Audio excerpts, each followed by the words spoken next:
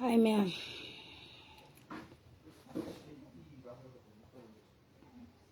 Cái đâu ra kìa?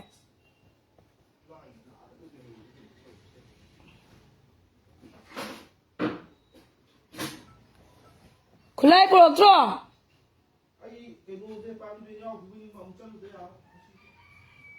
Có ý này khul lại bộ đi đâu bộ?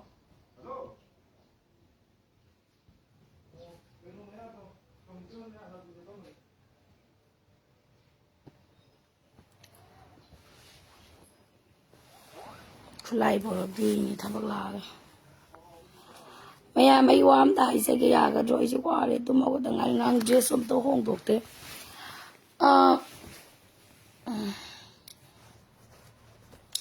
Mày mấy khối Manipur gì bây giờ đó tụi hay sẽ cái bà ya bên đó cho. Ở đây đây cái hay sẽ rồi bên cái live sẽ đi.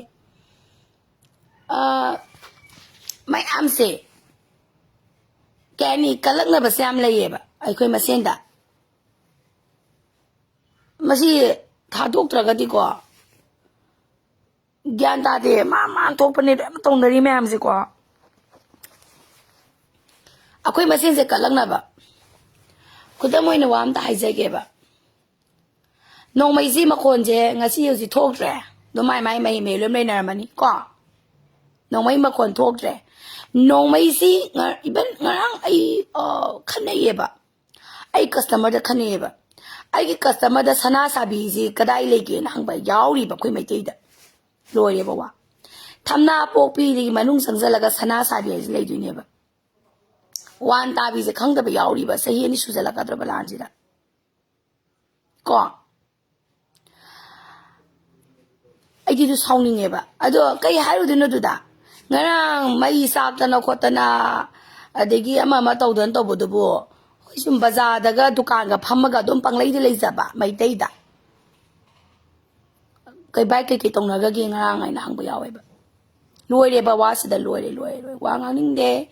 ana is and every tong khuding ina ai khoi je service apa matam da ne khang da ba mayam le ba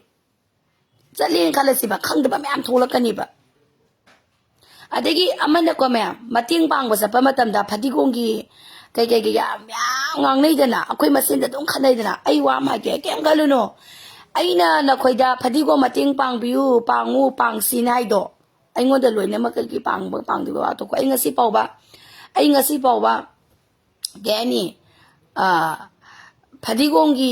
mating ke ki pi ba sapa matam da nang na sakada ba nang gi tim do lan du da manung sangjaga ga manu da kamai na khoina phadigom thiluni magi twice loi na leigani ba understand to bi ko nang na pangning ba tim xyz ta pango apa ba to aduga pangi ba tim adugi manung sangi ba mi du de khoina manung da tan changjalaga makhon thupa mapam da ri pi bangam da banina makhoi gi adugi operator na ba manage to na ba ki damak ta twice thiyo ba control to na ba mapan jaga da id man changi ba bunker dugi kitang safety bunker da lemle rongani ba sema khangbiyo ba lan sat pa mi di khangani ko si se safety bunker ba 1000 ba wa gani ba maram di aikoi ki bunker kudima bunker red bunker adagi green bunker safety bunker lemle gani ba aw safety bunker ne ba id matam chu pa dum changjari se aduga safety bunker se bawa thinjam ba je waye ba awa ba waye si je kwa awa ba safety bunker da di team mai am le ram gani ba te team kari kara loi na suna le ram gani ba to ba do team khutimak loi na ma pi ba di ngamoy na khoi su ngamoy ai na su ngamoy kanam ta na su ngamoy adu dina na khoi na piningi ba team ado safety bunker paw ba da pop thada biramo ba mating pang ba number 1 ani su ba matam da ina haizaning ba di ngarang aina to ba se nupa mana ingonda mana marin ga phadigong ga khapire adada mana dum hai sigi marin sidi sigi timda yobiyon dum dai haye ba machina adugumba potu di aina ni mani parzada ireisada ayoji kem da susakani ko amama adi mating pangjage lili kem da isan to bilak piyo khopyo hai ba myam yawe ko paisa gi wana te lupali sing amani loba lak piyo khopyo ado paisa gi belu gi wan de paisa gi belu ying na ta agi thawne na tingye ba sima su khangbiyo ba myam na ai khakti wa na te ko ai ngon da hari ma'am se mayam de apply lom to biyo ba example oina li ke mama da angamba khitang mating lo biyo adu da ge du la bara pa da mating khitang lu pasa matang pangjage gpa paise di khoi di lo ba sat toine ba sali ba se paisa du gi wa na te ba paisa du gi value du hotong na ru ba ta di ai gi thau gi value ne na tinge ba sema khang biyo ba ana ai na yam na uzari di initiative tu ne ba initiative ngara ai lo power update to ai thagate ba ngarang gi adu akhoi moi cookie adu to ya ba da akhoi gi mi do ai khutak da dum pau phange ai facebook da pau am da thagat saning dre ba jiti ko tha ju thagat ram nei thagat ning dre ba adu ai group ta di hai ko mi ya mangi yam harau gi noi na ai gi yaw ba kwa che group ta di ai dum hai bi ba yam harau gi no khoi mi shwan mangi adu to da to rescue gi team na si sangre si bau sanggre si phange ko le ba se ai update ha na di to ra me facebook da ai ho jiti to dra ba ne ana aina haizaning madi ko maya sana sabi bo khangdaba yawe aduga ima sing yam lingzen manadaba yam yawe pikraba khun jingduda khanaba sainaba yam yawe nuaite aduga makha taba matamda noina phadigom pangba sapa matamda yoroktre mafam do yorokte tim di lum suba tabani bangkara mada tim mari leire tim mari se makhut thokna re moju kape adu akhoina mateng pangba di tim mari gi pang mangam de tim mari du da ama pangba yai nata kana gu mana ama pangba yai kana gu mana ama pangba yai adu maina punna mateng pang mi na sa bane ba mayam ya ni ko ana number 1 ai khoina khanga da ba sa nongmai ma khon thuaga kana sangi ai nya thidok pa sa yam tawe ba masi to bi gano ba noi ho ji to ba yai ba manipur ba za moina mai te ma sa moin to ba ya ba sa red zone singja kana stay tawri anak pada kana tim le yai ba sa number 1 thidok bi ho ba si ama thidok te ba khoi di yaning dai bi ro ba si thidok te ba khoi di sana sabi da kana le di thamna popi da kana le di sugunu da kana le di kain popi da kana le di sangai ten da kana le di koktuk da kana le di kadang ban da kana le di phaying da kana le di sengmai da kana le di kumbi hok tak da kana le di saiton da kana le di korbung da kana ngai hoksa kai da kana na ngai kumbi hok tak adagi hiai kon lady ba adagi magi thangna ba round borders de makhon thokpa mafam khak da analyze to ba ya roi ba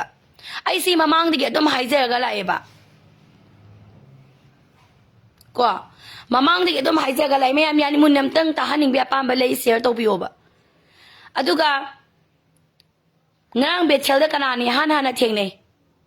bethel gi lan sida kana ni hana theng nei bethel gi adai ju da ka makhon thoi ba me adwa akhoi khangma mathau tai ba adumakti amna khangudra su magi commander lom legani twice legani squad legani loin legani ba any party xyz ki su magi district pu ba legani ba imphal is kin team na west kin team na bisnupur ki team na mai team loi meleng dan lom legi ba nga ta ne ba adui ta di noina number 1 khanga da ba sa madu ki fighting du ne ba fighting commander kana no oi fighting twice kana no oi kana na manage to ya ba sa khoi khangma mathau tai ba fighting commander du na manung da sangra matung da khoi manung da pisan ba ngamoi ba adai ma gi twice ma thanam gani ba twice du ai khoi na port pi ba matam da twice do ko ga da ba twice gi mamang da khoi pot to khusin na ga da ba ne ba aduga kai to ba awat athum te ge di wa le har ka da backup to di ma gi team lai za gani ba sima khangmi na se ba ko me adubu makhon tho khan da khang ba du na di ya roi ba hauji makhon thok tre kai tori hoji kana mateng pang ma sangi hauji makhon thok tadi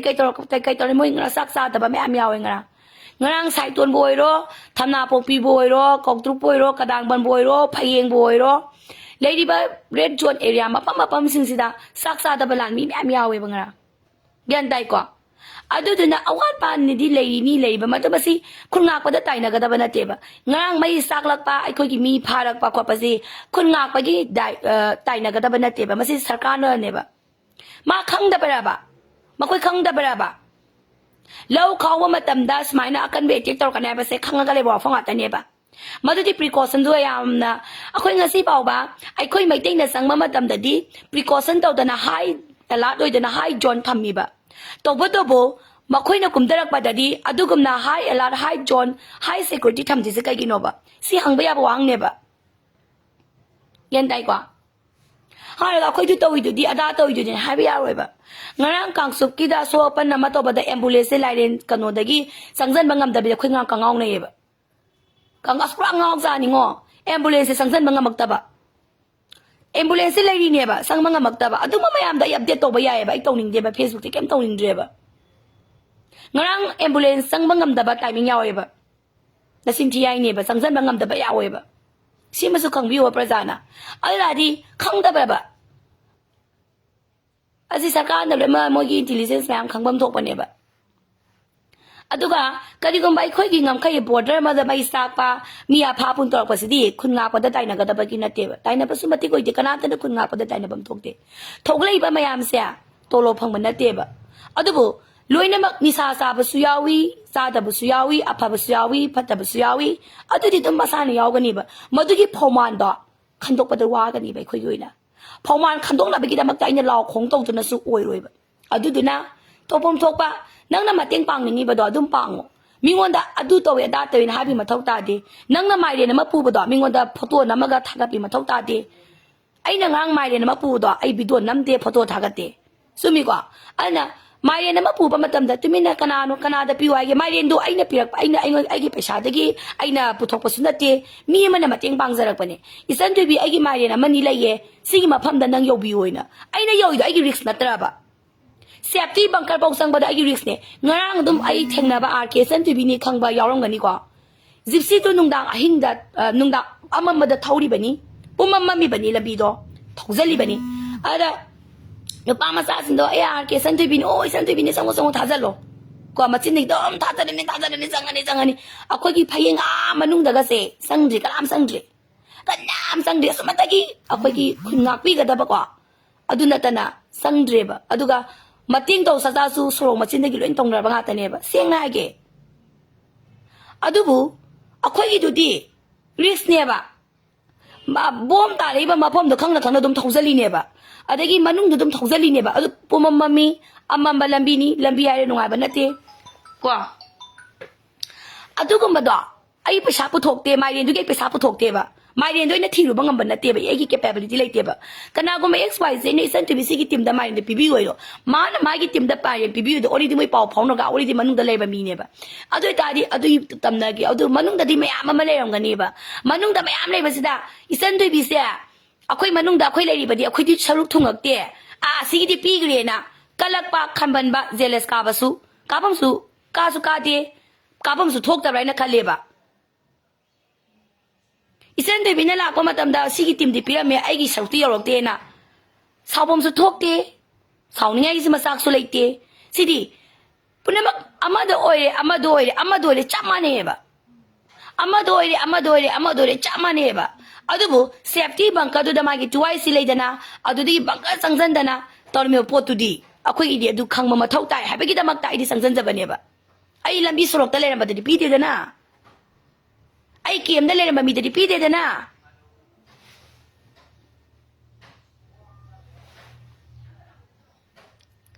Kiem anung da pamung da tumaga lera ba da dipide da na. Mayam yaning ya.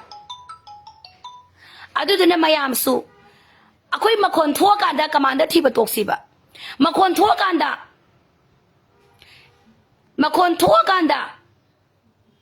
Eikhoigi tuai si thiba toksi ba lali se kanano lali se lan bana dum tok thoko praja moi na khoigi tobom thok pudu ne khoine ne nyari se adubu praja gi marakta jealous ka ba mapusen phanada ba lingzen manada ba di yawgani ba compulsory si di yawgani ba masida khoine sum thok panga moi ba tobu aina nungai tridi makon thua kanda commander thiba makon thua kanda tuai si thiba gi chanabi se tok se ba Eikhoigi sida ningon sakoba tosanu Diwali tosanu Christmas mang toksanu zo chetana festival akoi pang toksanu ba imphal da koi aiban aiju dukan hangi dukan zo chetana hangsanu ba matam supada koi kawi da ba se eikhoigi ngam khaida matam supada 24 hour eikhoigi da magda khun nga aga lei ha ba se eikhoigi kawi se ba ni da adudi makondu thoga su mating su phangdaba makon thokta na amuina phangdaba adugum laba ngam khai ngakpa mo oira iba se eikhoina gyan ta si ai ba khaktagi wane ba loina mak ta te ha bagi wa nate adubu ngarang di ai customer da khanaye ba sana sabi ai ba lam khang sana sabi se kadai legi dai thi nek sai bi ne customer do ma pot ka logi de log du su to da ka oi de log du su to da ka oi de ba di mana boleh bela ko da rani lo bela ko da sana sabi kai lagi. Asai di hing se kare asai di sauning bada. Ai na kari no ai si bu nang kada je le ru ke na ha. Ni hingi se kara ayu kara sara ka nung dang kara sara ka tumaga na sa na su to ka shema ka laing ma palam da tamalaga na ya ba ha. Nang nayum da bom ta khang da ban nang sana sabi je kadai le je nang nayum da bom ta ka nang sana sabi je kadai le ge khong ne bai na adu ge khonda do ngang ge bai ka samada ai ma nu shi da ba gi ngang ba na te ba thamoi se sak pen ba do ngarang mai sai bo to budu bazaar da phamba ima ne bi ni minga di pal loi ge bai ngarang se kai to grgi sigumba mi amani yaram mi sinadi Maya mama le gani ba please tazabiyo aina ai sai tazabiyo share to biyo sig live su me mating bang ba bang da ba tok thok kro ba ai gi ngam kai da kana le ai gi ngam kai gi boundary kada le kadom da lambi salaga kadom to gani ai ba sibo khangri se kari gi no ba sana sa bi kada ye le ge ngarang kai thok dok thok ka ge khang mangam da ba mai tai ma sa da yaw is na di kari no ba ngang tu se kari no ba koi na ngang tu se ma da kari no ba ibung ipa gi thong na se machan loi ri ba praja le ri ba mama oi ba kaya na pi ga da ba mama oi ba gi thong na da ne macha oi ba kaya na ne lan je nga ka tu ri ba ni khang ba khoi dok so ga le bai da nga ba machan oi ba kaya gi thong na na mama oi ba gi kaya thong na na ne mabung mapa kaya se lan nga pa da thong na le de ba khang ba adoi tadi mabung mapa ma yang gi thong na pi ba su ne akhoi gi ma thok ta dro ha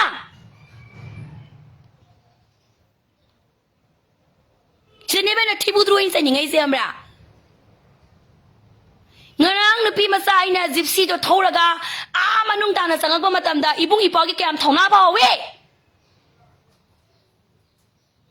as Ichan na ba usman gypsy manung da thokjal laga amma ma jaga mabung akhoi gi mating bang ba lai ni na ibung ipa kaya da thong na kyam phoi khanga ba makhoi gi thong na se khoi na pi ga da ba ni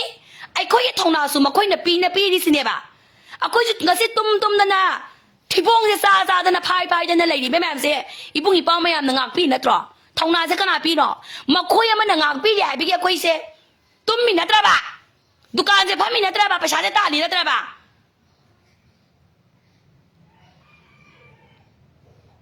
phone bai da ba hu thu kai phone bai da ba kai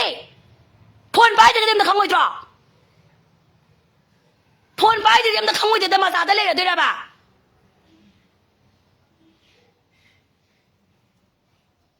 ching ma se mai dai da yaw ji khoi do song ni nge ba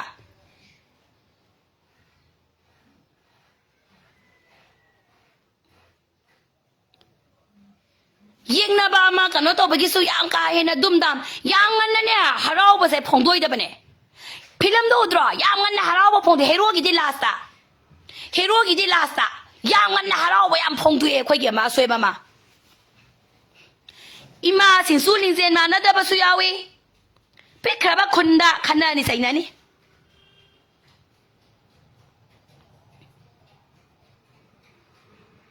lingzen su mana da ba da ai panjaroi lam ga do impan east ki su haijeroi west ki ni haijeroi bisnupur district ki ni haijeroi thauban ki ni haijeroi ama ta panjaroi district ama ta panjaroi yawe ba pin de ba yamna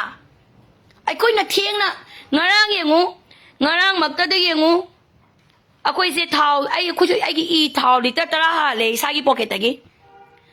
liter tara se ha laga phati ko ma muk thei ba san ni phadi gom khara phangye na mu lan pham dong sang jan ni adagi lan pham di akhoi di ne pa pira magan ni akhoi di nong mata ne ne salaga le te ba ai ta le ba ai ne salaga le ba ai ta le ba pori ma ting yaw da na koi ne salaga le ba ai ngasi ba won ne salaga le di ba ma ting yaw da le tai kai se ba koi isa ni kai pa we ba ai kuma yeng de ba ngasi ba ba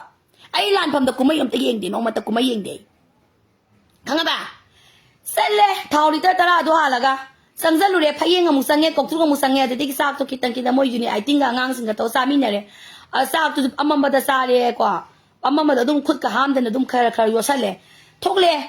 kai ni ibung ipa kha lambi kai theng na ra me da ro bin kai moi am theng da lang ko le theng na ra me ama ko ichi nao ka di tao da gi marup da gi dum theng na ra me kwa thokle ai do thokla ga gai thau yaw da ba pal la ga le me sisi pu gi uniki ado ngarang khoi se pung baro ama ta ba da lam sang gi thong lo la me thawom da le ram dre dukan thong lo la me ba don ga ni ba hing ni na diesel di lai petrol lai tre lam sang bazaar da gi na ai khoi na thogalak ban da iroi sem ba chingkhong kitang hai da ga thaw khra yo la me thong ang me akhoi kyam harawi adu da ima sing se ai wam hai ge ba hana di baro tero ama ni le ba zu ima se akta mami mana se singa ga hoi wa bu di warang ga ni kwa adu da ngarang iroi sem ba gi ima khra theng na ye ba ukaloi je ba ai lupa sahum de yen yaw ti ngarang sahum den yaw de khutta gpa phange kano ta re switch off ta re phone do aduga unit 80 unit ki sisi pu yi ma lupa chama yaw ro me samri du na di kon na de adu ima jin thole koi le koi mating to gi na ima na thaw li mo koi da law li tarum ha le engon da liter ama makai ha le mating iting du ne ba adagi makhoi gi sisi pu unit do amu thille mo khoi na thille ata na thaw ha la ga do mai lak mi ne ba aina hainingi problem se aina tawe habegi tak pi wa natte ba sida aina hainingi ba main point di ising sa si di ko ising tang tha ga su sing thak tra ga su ne yes okay to bu to maroi ti gai thau za ma thau tai ba mai kai mari se lan kap lak ba matam da nangi nabung na pwa sing na mai kai salai khang da na li se li ha ba si su khang bi ba ai khoi na ma le ba khoi ki wa khan da khoi mai tai ai tai kwa mai tai khoi ki wa khan da ma le ba lan ka pa sangra bani wata na pusangra bani yara ni na adu dadi mahapapi thibudru na ni nge ba kap thoi ba potu di atya di thadra kadra ba ha pa sangra bani moi tim da sangra bani sangi ba posita wa koi ngang ba yawe ba sigumba pusangra bani wata na ha makhoi di kano na wata pa da bani na diamond thoga mani yai pu bani na ibung ipa me am di yai jo thongning ba tho ha su man ta thikang kang ala ga thonglo adu na tho bani na moi di wata na le la mani ha thi next sai la mani na moi dai khun du gi mi sing do ma ku mai yeng bala ni kai la ni khang de wata na pusan ga bani mating pang do sia ni da dam na su ka khidin da ma khon yam na su ta gi di da loi na ma ka tho moi da kai na ga ngang ba yaw hi ne hi kai wa be ba yang kai ma ne na nga sawa te ko ai wa ma ge ba ai gi ti mama sale ba ti mama tonga le ba ai na to pa ti mama ne ba to pa party ma ne ba ai gi le na to pa party ma ka mi na doi ne ba ka mi ne party sa ai ngon dai yaw ri ba nong mai se ai ngon dai yaw ri ba khoi dum maru yen thong yen sin yen na yeng na ba ga lan pham da di khulai ga se dum tao nang am payu ai yong pa ge maru nang chi payu nang adu pa thau nang sing payu do na tong na ba nga ta ne ba maru ba u ni ne ri ne ba sing hai ge ba ai hai to ba ne ba si se ma si da hai ba sa ba khara na hai thu sa ba khara na pham mani da kuma yeng le ni ba ma ga pa san ga ba ni da ka pa su ka ma kon yam thok ti da ma ko yo da moi da ma ko ka su ga ma nga ni adu da ko di song ning ne ba adu nei na ba matam la ba lan pham du da du nei na ba matam la ba nei na ba ki tang kak la ka ni direct red zone da sangi ba ibung ipo du di zagoi sa ge na sang man te kwa maru hura nge na sang man te kha ba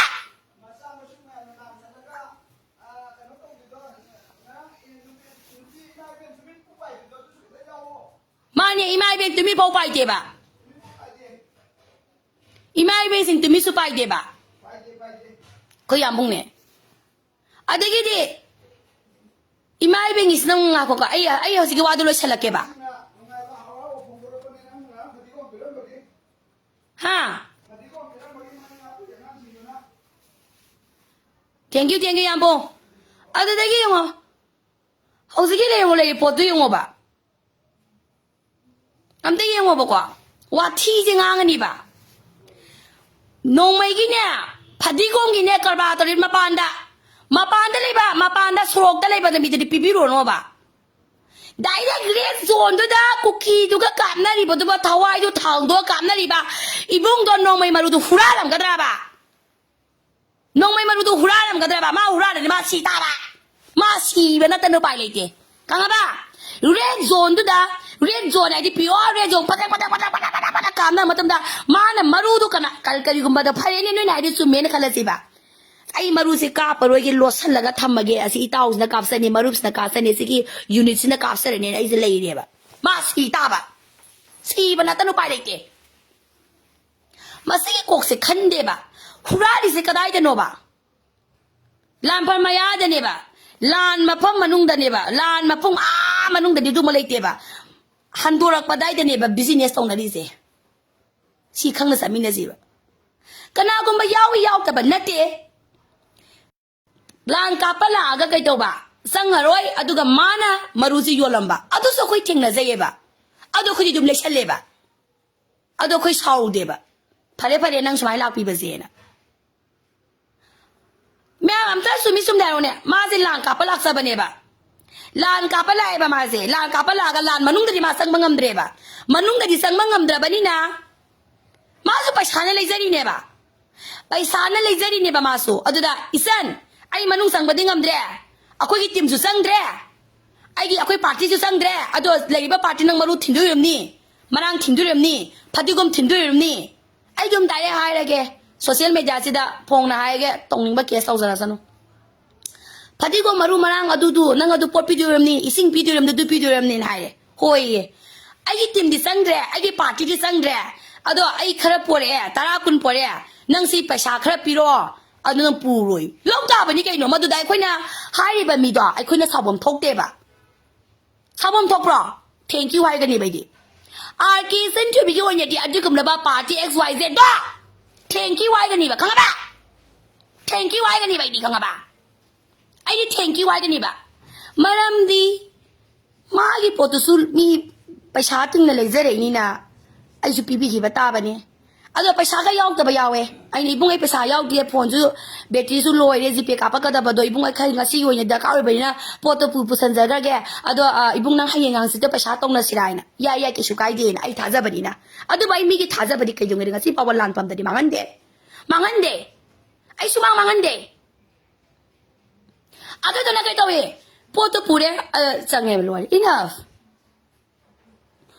Masida ka na gumawa ba na lan pamda. Maru ka ba tawre, maru yole na hay na basu kong kaya man eh. Hay ni nga ay so pwede kayo na maru ka ba tawre gira pwede maru bulan pamda bu ne maru bu pura din ne maru malang bu pura di phadi ko pura di bom tom no mai pura ka din ne kam na ni ne no mai bom tom maru kam na ni ne pu bu pura bu di hingsa bu ju subsal la ni kon zal la ni di ka ba lok sal la ni bisal ako di hingsa bu ju kon zal la ni wa de ba ma zati wai gira bizati khai ne bu gira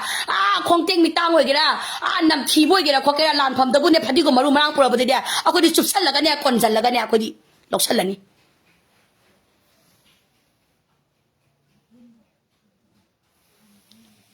ข้างบ้าอะดูว่าไอ้น่าหายนิ่งดีไอ้น่าหายนิ่งดีไม่ยามด่าก็ตอนนี้พระประสาทงารางกันอีถกดวงทุยข้างแต่บางไม่ได้มาใส่ยาวิก็ไอ้ยังงานนิ่งเด้งารางอีมาสิงก็อีมาเบียนก็ว่าเราโน่น่าซาเกสันจะเป็นน้องมาตัวแต่บางงานแต่บันนี้ก็อีมายามนะวะลิงอะหายเนี่ยไปกินมาทงตาดีเสร็จแต่ทากันเนี่ยไปกินมาทงรวยเนี่ยเสร็จแต่ทากันเนี่ยมาทงตาเด้อีกายนี่ไงนี่กายนี่ไงอะไรอีกายนี่ไงอีมาทงพี่รวยเนี่ยเสร็จแต่ทากันไปกินมาทงตาเด้มาทงตาเด้อีมาทงพี่รวยเนี่ยเสร็จแต่ทากันไปกินมาทงตาเด้เอาดูอุปายเลยแต่เนี่ยทากันแหละอุปายเลยแต่เนี่ยทากันแหละว่าเสียบได้เลยมาโทรเลยว่าเสียบได้ไหนนะเลยว่าเสียบแต่สาธุตัวเลยว่าเสียบได้เลยเนี่ยที่งางนี่วันนี้ดีว่าเสียบก็สิใครตัวดีกินเวน่ะก็ว่ารู้ปีกันรู้ก็อีมานั่งกี่มาเนี่ยใหญ่กี่มาเนี่ยนะปุ่นน้ำมันก็เสียใจอีมาจะตายเนี่ยกันนี่ไปดีอีมาจะตายเนี่ยกันนี่ไปดีอัตโตบัตายเนี่ยเลยอีมาตายเนี่ยกันนี่ไปฮะเนี่ยอีปุ่งอีปอตัวว่าเราจะละเมียอัตโตอีปุ่งอีปอกี่พันลิเซนมานะแต่ว่าพอตัวดีอีมาสนัดเทมซินบิก็แต่ว่านั่นรออัตโตสัวอัตโตอีมาทกพี่รู้นะให้พี่เกมาทกตาเก็บงารังเดี๋ยวไอ้เนี่ยแหละทักกันแล้วก็งางอีโดใส่ดีโดสมมากันแต่น่ะโลกก็แต่แบบนี้บ้าเปล่าเสียเขาที่มาคนทกตีแล้วก็ตุ้มไม่เลยอันนี้บ่ะลงก็กะไม่อยากกะเลยอันนี้บ่ะ ลองกาเลยนี่บางคนจะลองกาซึ่งมาไว้ให้ไปกินนะตัวจะโซเชียลมีเดียได้ถ้าจะมาไว้ยำงางเงี้ยได้แบบนั้นงางไงลองกาเลยนี่ไปคุยจะขังบ้าครับดีลองกาเลยนี่บ้าเขาจะมาคนทกจับแบบนี้นะคุยเนี่ยมาคนจะทกจริงไงจะปอนะพังอีเสียตุ้มนี่ไกลเลยกี่จิตตาดิโปรปองซึ่งตุ้มลงนั่งกันแบบนี้สังไงทิ้งกี่ได้ไกลเลยสังไงทิ้งกี่ไปดิ้งสังไงทิ้งกงตุกกระดังไปยิงสิรองสิมพ้าผูกกันแบบนี้บ้าเสียงไงที่เรามาตั้งสิมพ้าสิผูกกันแบบนั้นจ้ะอิทามวยางปุเรียนกันดีกราอิทามวยางปุเรียนที่กันมาสิงไตกันมาสิงได้กี่นักอากิสิงแกเลยกุกิสิงแกเลยคุณบิฮาวตาดูได้กี่เฮียไอคอนกันดีกราเลยรีบไม่ยามเสียคุยสิมพ้าผูกกันแบบมาตั้งนักกราบที่ไม่ยัยนิ่งเงี้ยบ้าสิดามหาป้าพี่ยัยนิ่งเงี้ยบ้าไม่ตีใจน้ำมุมมั้งละคุณงาก็จะในสิมพ้าผูกเนี่ยไปเลยแบบฮะคุณงาก็จะในสิมพ้าผูกเนี่ยไปเลยแบบทุเรศมาซาสิงไงนิ่งเงี้ยไปดีกว่าบ้างานนี่มางานเกย์น้ำไม่ได้ใจกว่าบ้าคุยนึกพี่มาซาใครนะจิบซีตัวเท่าไหร่กันมันนุ่งตัวได้สิมการีลำบิสิมพ้าผูกตัวงั้นสิก็จะสลักกันจุ่มในสิมพ้าผูกเลยบ้าตัวนี้สับมาท่องได้ยังบ้า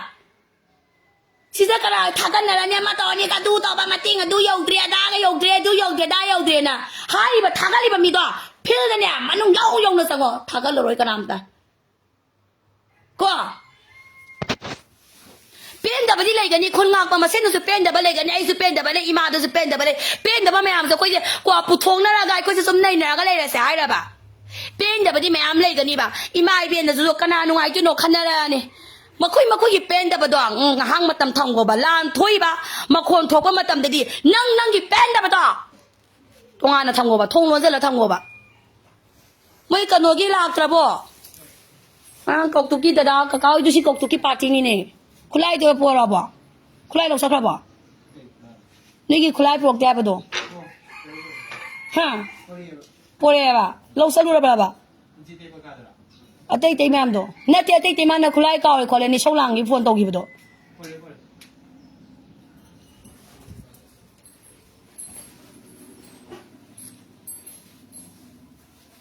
ခွိတော့လို့စောက်လေးပဲဒီကောင်ကပါ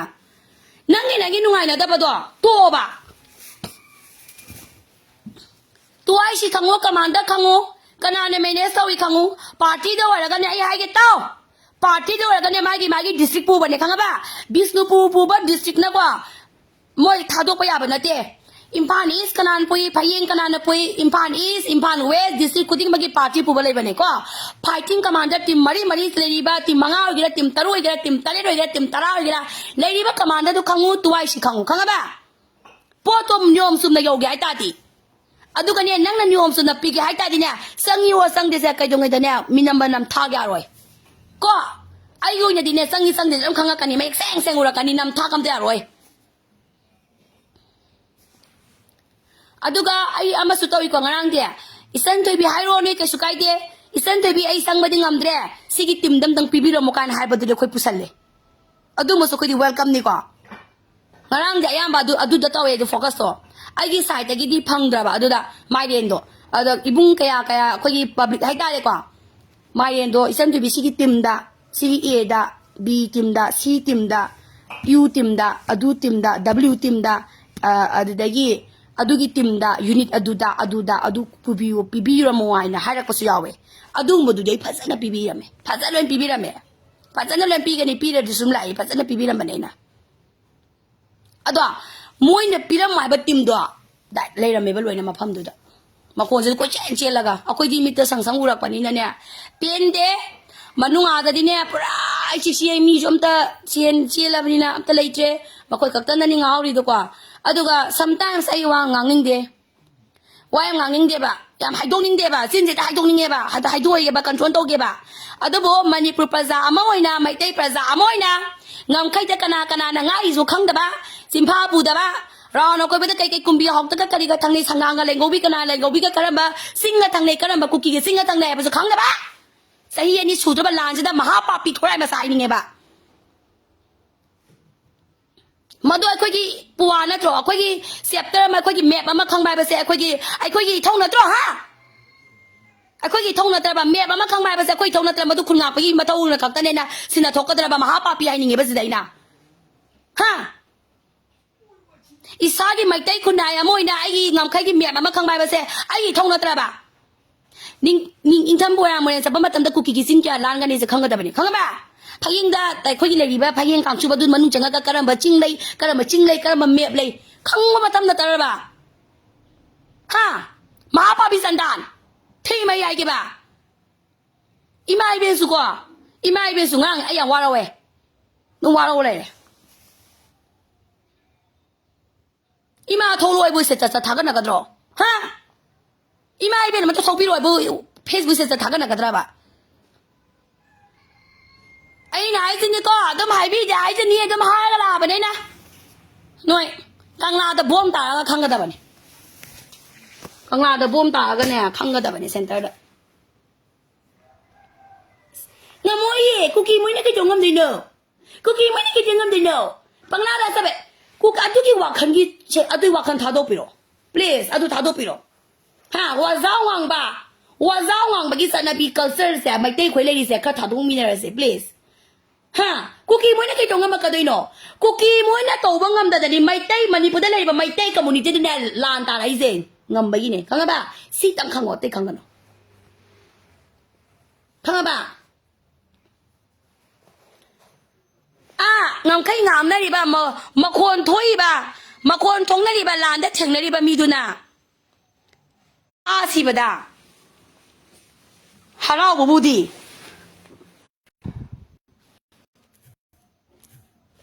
ฮาราขลานี่สเตตัสสิดาฮาราขลานี่เมกิดีฮะเมกิดีมาคุยกี่คุกกี้อามาฮาร์ดปะดาไอ้คุยกี่ไม่ได้เอาหุ่มฮาร์ดนี่ให้ไปกี่ตาเกเลยบ่มาคุยกี่คุกกี้มีทวายตาสิบดาไอ้คุยกี่ไม่ได้กี่ทวายกุลโลกันนี่ให้ไปกี่ strategy หัวเลยบ่ไอ้คุยกี่นักกระไดฮะมีกี่ดีคุณงาก็มากี่ voluntary นั้น whatever คุณไล่ไปบ่ขับตะคันดีบ่สิดีประชาชนมังนักขันเลยบ่สิเสสิประชาชนมังนักขันเลยบ่ฮะมีกี่คุกกี้ดีก็มาคุยกี่คุกกี้ community อามาฮัดปะดาสีปะดาไม่ได้กี่นี่มารีฮัดกันนี่ให้บิว่าคันเสีย whole the cookie community โจกุกก็ได้ขันเลยบ่ข้างบ้าฮะไอ้คุยกี่ดีก็ไอ้คุยกี่ดีก็โดนนี่ไอ้คุยกี่ไม่ได้อามาสิบมาตั้งด่าหายเนี่ยนี่ไอ้คุยกี่ขึ้นงานไปเจอกันได้จะเลยแกคุยกี่ขึ้นงานไปกันเจอแกแล้วมันก็ไม่นะเอาดูนี่ยาบละ just plant strategy ว่ามาทงตายแบบนั่งสุ plan เดี๋ยวไปไอ้นะไอ้สุยาวเลยนะอาแต่ไอ้อีบุ้งอีปอกยานะอุจานท่าบ้ามาใกล้ๆตัวบ่ควาเดี๋ยวตัวบ่มาตั้งด่าอีสันไอ้คุยอุจานท่ากันดูดิอีจันไอ้คุยงั้นสิดีคงไงจันก็ดูดีอีสันไอ้คุยดีงั้นสิดีอดูกว่าอีจันไอ้คุยงั้นสิดีหายได้สิงวันดาหายได้สิกันโนบะไอ้มิซัมเนี่ยบะไอ้เก็บนัดเตะบะไอ้มิซัมเนี่ยบะไอ้อารามไปเจงกอนสุนัดเตะไอ้อิสนาวสุนัดเตะไอ้เก็บนัดเตะไอ้มิซัมเนี่ยบะตัวบุตรบุมิซัมบะอาตุสุนุปีเองวันดาหายได้สิพลานหายได้สิกันมันกินโนบะ why ไอ้ดีกว่าสังเดนนะไอ้บ้องต่อไปเลยที่ต้องสิสังเดนมาทอกได้อะบะคุยชัวไอ้คุยชัวสังเดนมาทอกได้ดรอมาจากกี่กาบยาการเลยอะคุณน้าไปได้ดูดีเลยเอาตัวนี้ยาบะฮะยาบะมาควงทั่วกันค่ะสานะทั้งนั้นบะเปียกปากตัวละก็สานะทั้งนั้นบะอะดูแต่มาควงทั่วกันนะสานะบะนี่จังไงนี่มาควงทั่วกันนะคุยสานะบะนี่จังไงนี่เสียงปากนี่จังไงนี่ใครนัวใครนี่จังไงนี่สินี่จังไงนี่ช่างความนี่จังไงนี่สิเดี๋ยวนี้เป็นทรายมาสายนี่บะมาควงทั่วกันที่มวยจ่อที่ซาเลยบะมาคุยสันที่ซาบะมาคุยนาปีซาบะ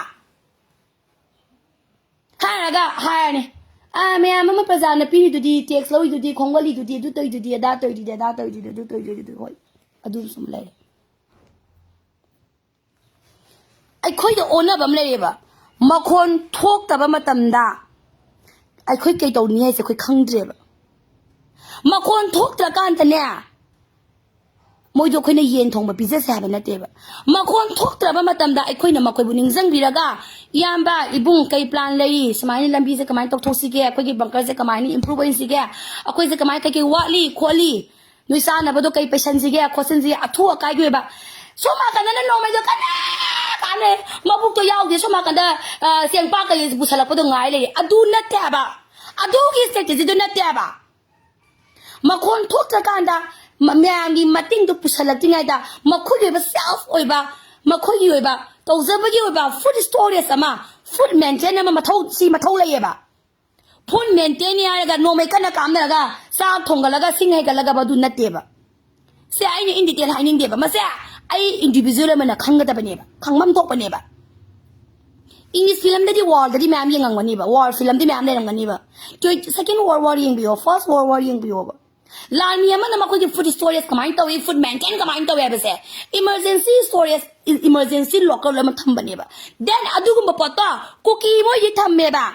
คุกกี้กี่คุณนะไอ้คุณที่ปลอยไอ้ปลอยกี่คุณ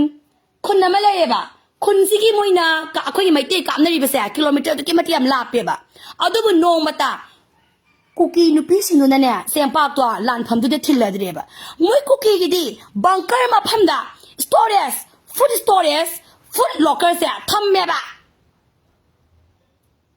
stories bandau to ga thamme ba pumsu pum da bida sem sa dana ado khudak da sem sa ba natte ba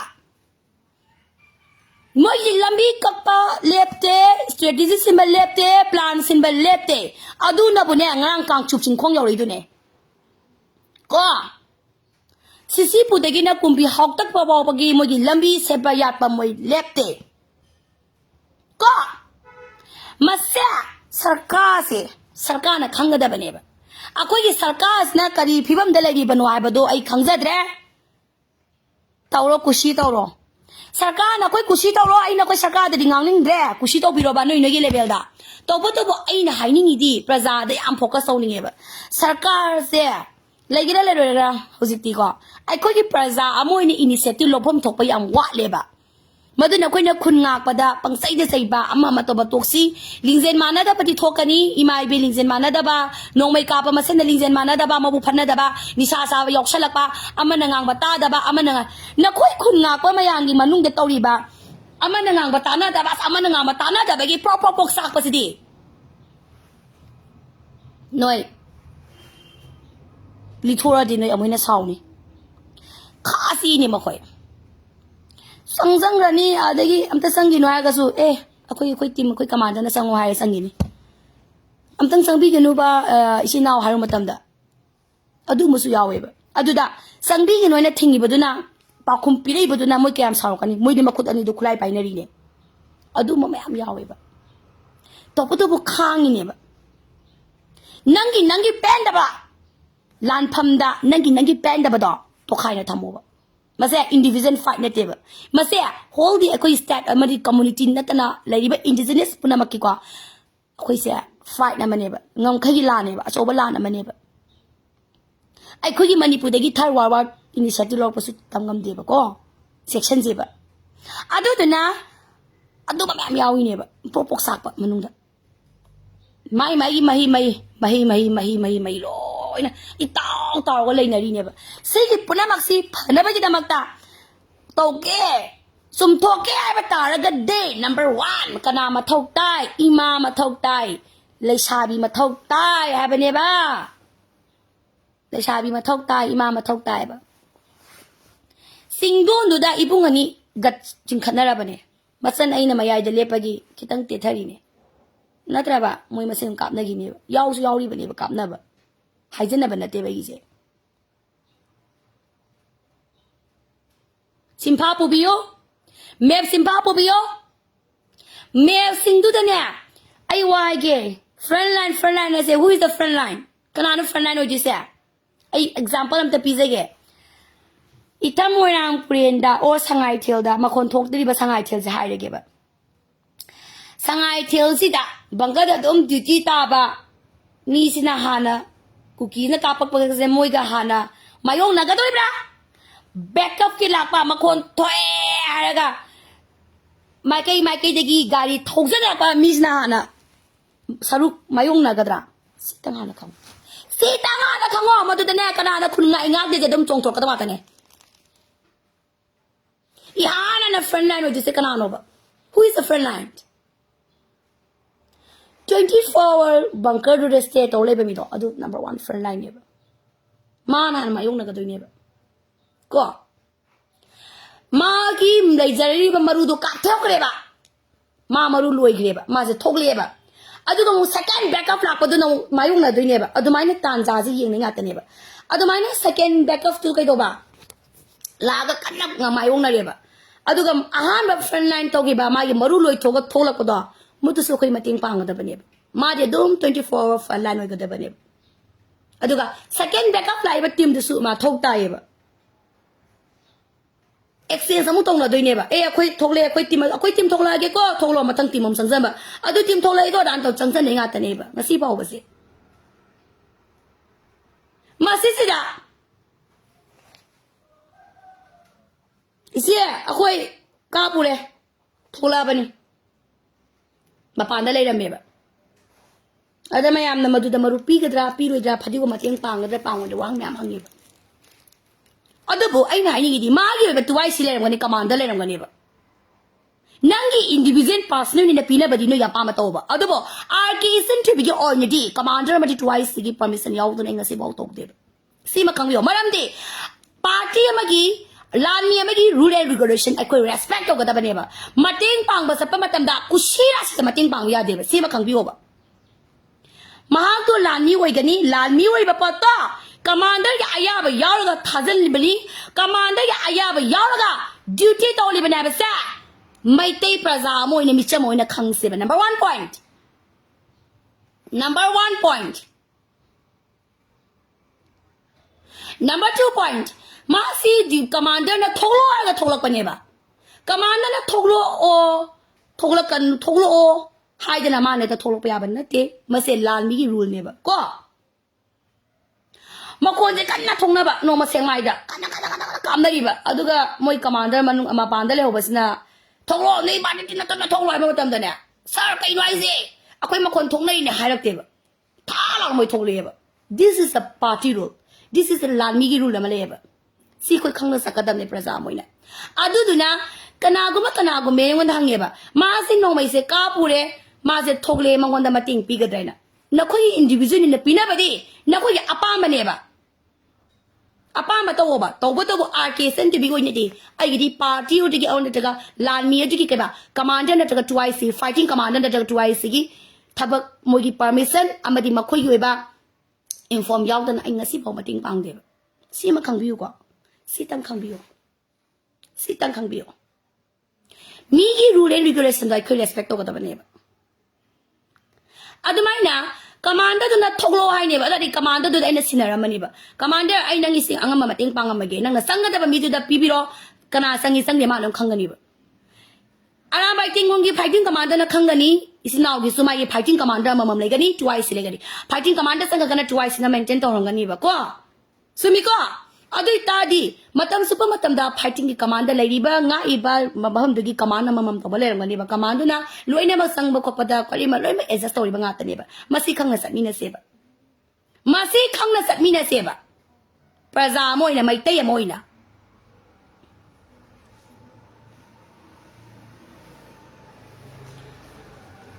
aduna ngasi pau bai sen thui bigi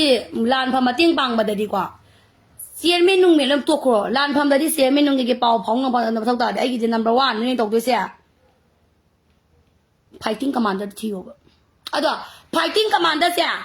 lan ma pham da fighting commander thi ga di awa boy ga ni ba ko aduna lan ma kon thuk ti ngai da karam ba team na karam ba ma pham da karam ba red zone da fighting commander ni le ge ha ba sa si thi ga bi ho ba nei na ba wa le ba maya maja ka ga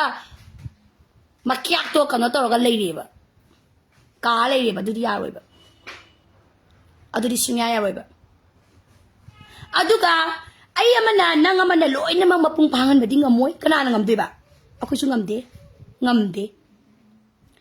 ana phadi gom kari kra thibiu Hangbiu Maduda Kanagum Bakrana lay. Eikhoigi text speaker Bani Makoigi, Eikhoigi Mogi, Eikhoigi, Mundigi, donation blogger Bani, Alnama Makata, but the Eikhoigi land the Matin Pang Gabasu. Sometimes Yawe, Yamti took a sego. Yamti took a say, I didn't put Yamti took a say, to say, to what up. Adomina don't lay biro. Go. I think I say, give it. Mokodi, Yai, Topanina, do what we have. Is it now party go? 80 Modi Yaiphare, but do not. I don't know. I don't talk any there. I don't mind can be over. Do me do not. Paying out on young dip. I inhabit it. Nang na party a madana me a madapiram by Yaivanagi Pesado. Topotobu. Macon Thoi by Mapamda is sing a mobile becoming dip. See mentalities never have lures. Say, Payeng da Kang Chupta. Libby the talk a wayama. Tingleri. Sana ko di salary da, ko di lag lang mari mga donation pigra bani. Di man tong dana. Kayo na si buhay na. Nang si dalay di ba? Ado dadi ay nasamay ba? Ado dadi. Sige lan mi ma'am malay ma'am siya. Mo ko di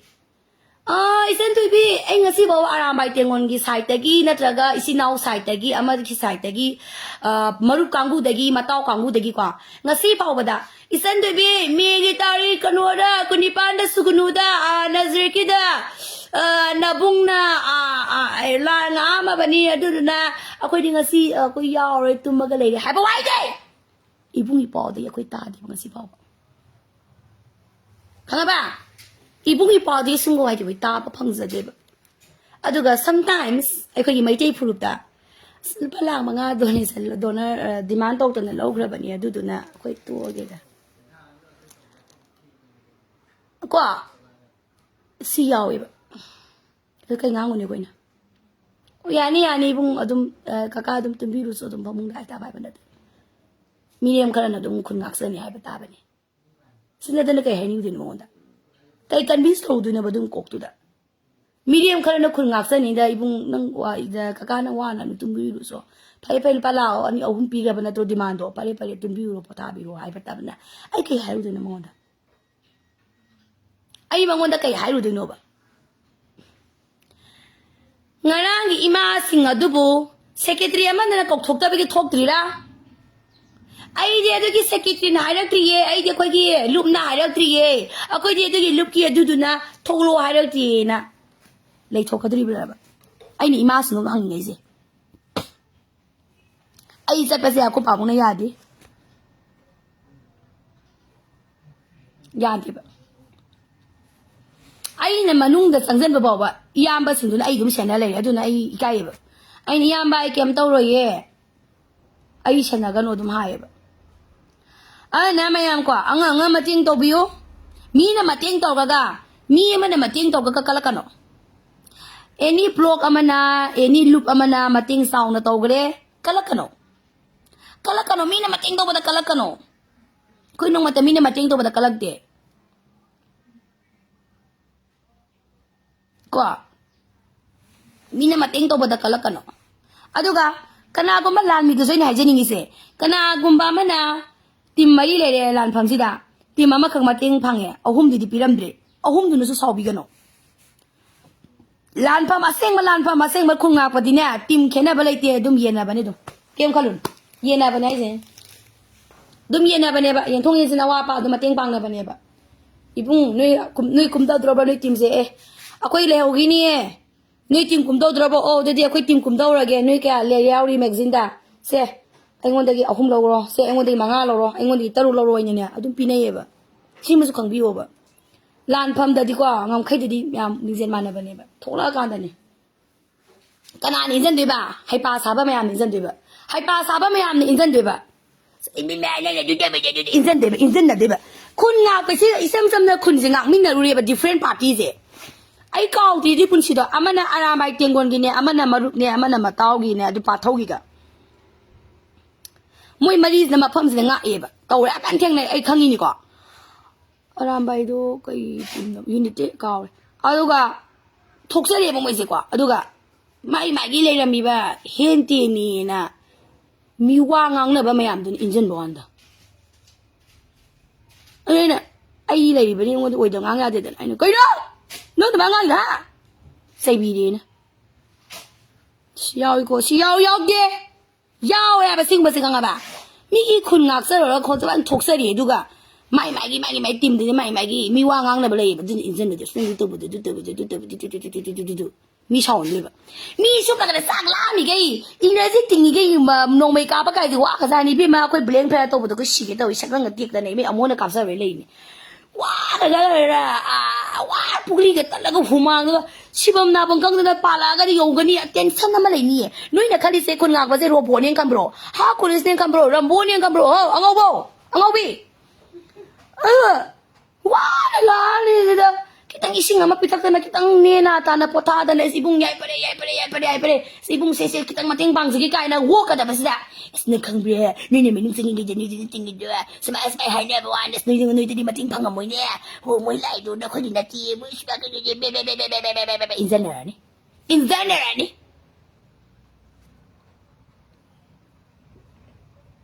khang ba in zanera ni kai sa ne ge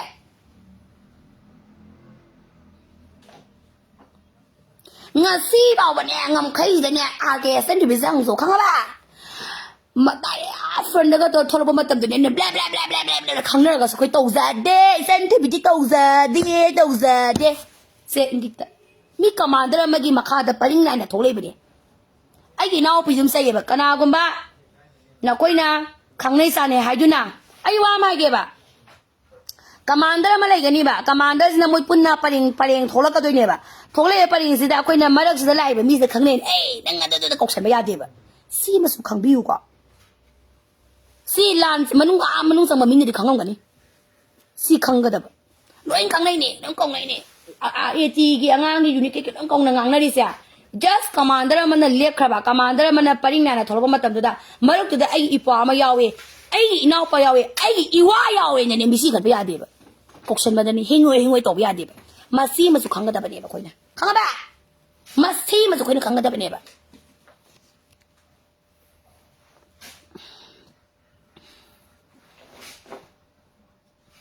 khoi do yam saung ni ba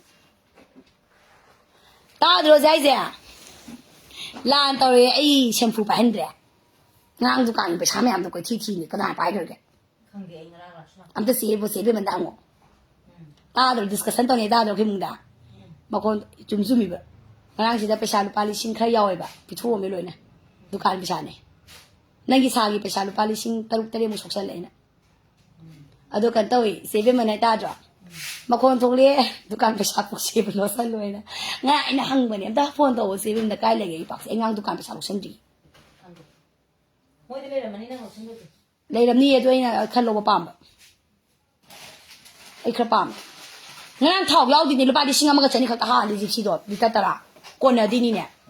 bi singa ni yong ja han ga do pa sha le da ba ye am ta pa sha do na pa tho ni kya ka ja ta ra gi do pa sha pa ba lai ra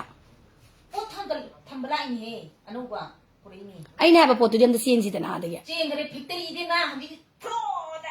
da ka wa de ni res ka do thun ni chal lo nang kam la tha ri ye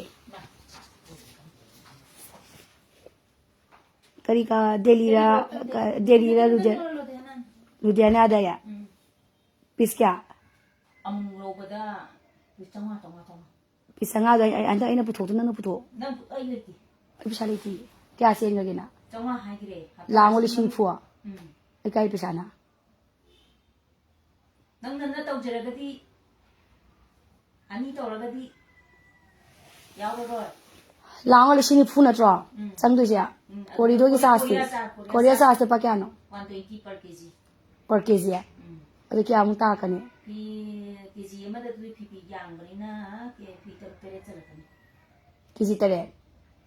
में तो P तेरे चल कने तो तेरे अदुदी KG क्या दाने पिसा ना पाथो आई पिसा लेती आई उसे का रि पर लामा दी समथिंग के ले हमनी लिसिंग फु यांग खेगी लेती वाली कइनो वे के मचंग नि हाई दी मोय हौजी मेचिन पांखत ले बा लुधियाना दे रा बा blanket tu di kono to lambi da palla ga le pa le rocket to bani khangbra sila ane ba 80 90 si to ngane ba adu yang khai to ngage nang kun sa to si to ngane ba korea cha si pa gro ne 2020 ka khai do kro ne ko adu di si 60 gi to ngane bang pu song jara ba phi ma de adu blanket to lak loi korea cha khai do blanket ma tha sa le lak lambi da palla le rocket to adu gi hando yeng du yeng aina na nang factory de wai sana ba sanari ai la lo sa lage lupa la kya no lang li shin phu to de ai sau de ya ba do tau de ya ro ahan bagi adu ko korea gi du si ora kan da kg per kg su ta ne ha da khoi nang ji ko kg wa ngang di roi ba ko sen tan lo to pi ai wa ngang tum jan de li phun ma da tum me ba ni kg su ta ne khang gi roi ba yeng pot yo ra khang ga dam ne ba adu di la akan da ke so ne korea gi pi em le lupa kya tong de no yang khai mu yam tong da da ba da yang khai di tong e ko yang khai di tong sebu ne sebe man lan matam yori ne sempu ga rum to uram dre kadam thalang ge paisa ha dukan gi mapu je pha ta su ai ne du hang na di kai bi bam di thok de da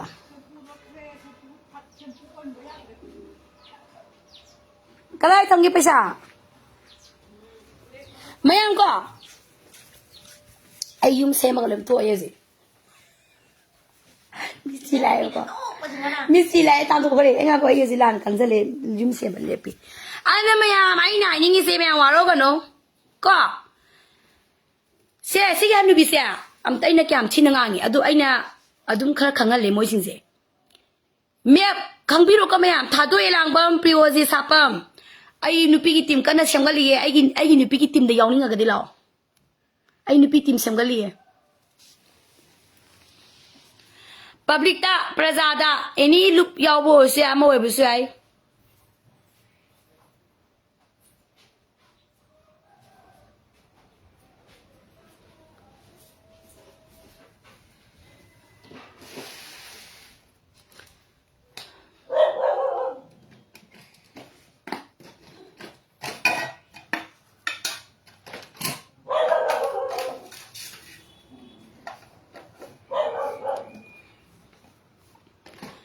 nupi gi tim khara semgali mayam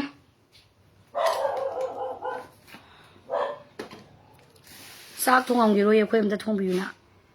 nong ma ta so ha nam bu di nam bi dong ge he ai ju cha lo cha tu ni mayam lai bro sha lage ai am pen de khoi do am song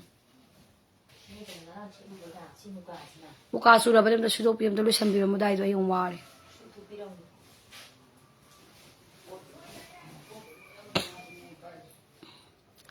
Yambo, gypsy do ya adreba. Amuzon nga hai badanya. Kariba dik sabra. Backup suwa le du ka thau do. Thau du se am sa ba. Manam zu ka thing manam nam ba.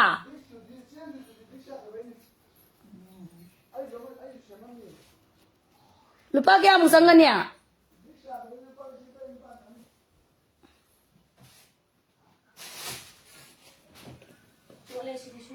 ai gi gypsy se ibung maru kangu na judi sing kuntra ting na sembira bani ai gi gypsy se waining dra bani mayam na se isen te gi gypsy war bada da sa ta ai ta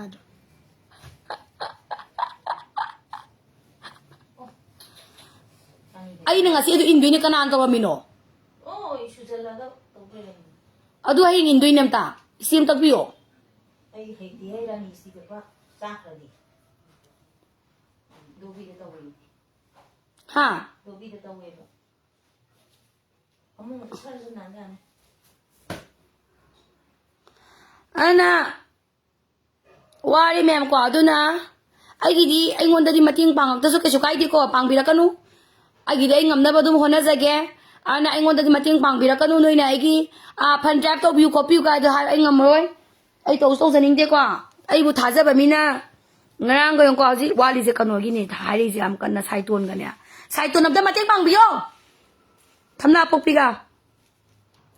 kadai no sai ton gi do thank you lupa sanga kapirak pasu yawe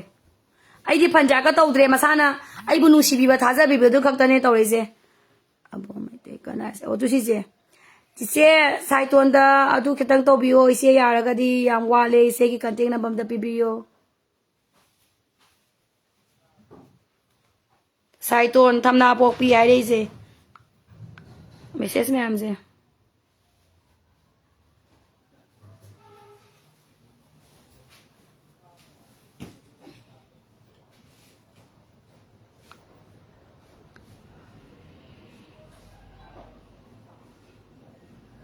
ꯑꯅ ꯃꯌꯥꯝ ꯂꯣꯏꯁꯤꯜꯂꯒꯦ ꯈꯔ ꯁꯥꯎꯅꯤꯡꯕꯩ ꯈꯔ ꯉꯥꯡꯈ꯭ꯔꯦ ꯁꯥꯋꯥꯗꯦ ꯌꯥꯝ ꯁꯥꯎꯅꯤꯡꯉꯤ ꯃꯁꯤꯗ ꯀꯅꯥꯒꯨꯝꯕ ꯑꯩꯈꯣꯏ ꯅꯣꯡꯃꯇ ꯍꯥꯏꯗꯦꯕ ꯑꯗꯨꯒꯤ ꯇꯤꯝꯗꯨꯅ ꯃꯇꯦꯡ ꯄꯥꯡꯕ ꯂꯥꯛꯏꯗꯣ ꯑꯗꯨꯒꯤ ꯇꯤꯝꯗꯨꯗꯤ ꯌꯧꯗꯕꯅꯤꯅꯦ ꯃꯇꯦꯡ ꯌꯧꯔꯛꯇꯕꯅꯤ ꯃꯥꯒꯤ ꯃꯇꯦꯡ ꯈꯨꯄꯥꯡꯗꯨꯗꯤ ꯀꯥꯏꯅ ꯑꯩꯈꯣꯏ ꯅꯣꯡꯃꯇ ꯍꯥꯏꯖꯗꯦ ꯏꯕꯦꯝꯃ ꯏꯆꯤꯟꯁꯤꯅ ꯈꯪꯉꯕ ꯅꯣꯏꯅꯁꯨ ꯍꯥꯏꯒꯅꯣꯕ ꯈꯨꯗꯝ ꯑꯣꯏꯅ ꯑꯩꯅ ꯍꯦꯛꯇ ꯂꯩꯔꯤꯕ ꯂꯣꯏꯅꯃꯛ ꯃꯇꯦꯡ ꯄꯥꯡꯕ ꯉꯝꯕ ꯅꯠꯇꯦꯕ ꯑꯩꯗꯤ ꯀꯩꯁꯨ ꯃꯇꯦꯡ ꯄꯥꯡꯗꯕꯒꯨꯝꯕꯅꯦꯕ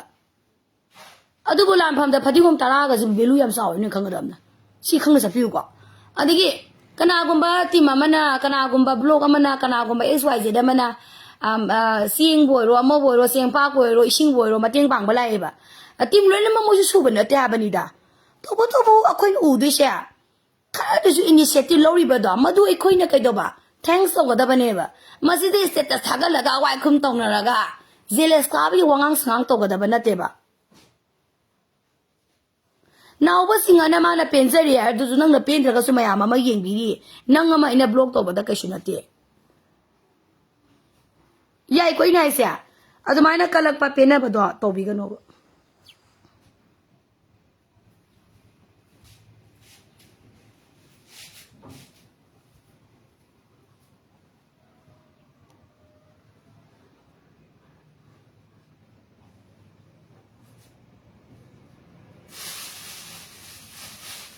ꯑꯅ ꯃꯌꯥꯝ ꯑꯃ ꯀꯣ ꯀꯜꯂꯛꯀꯅꯣ ꯀꯜꯂꯛꯄ ꯈꯝꯕꯟꯕ ꯒ꯭ꯔꯤꯗꯤ ꯑꯣꯏꯕ ꯑꯩꯒꯤ ꯄꯦꯟꯗꯕꯗꯣ ꯄꯨꯊꯣꯔꯛꯀꯅꯣ ꯉꯝꯈꯩꯒꯤ ꯅꯣꯡꯃꯩ ꯃꯈꯣꯟ ꯊꯣꯛꯄ ꯃꯐꯝꯗ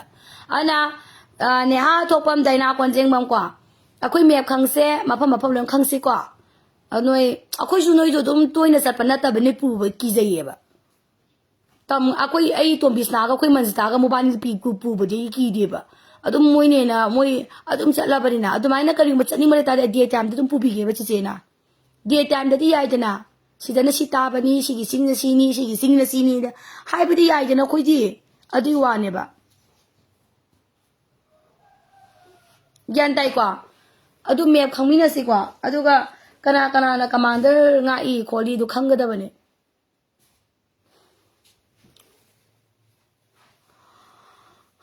ꯃꯌꯥꯝ ꯂꯥꯏꯚ ꯂꯣꯏꯁꯤꯜꯂꯒꯦ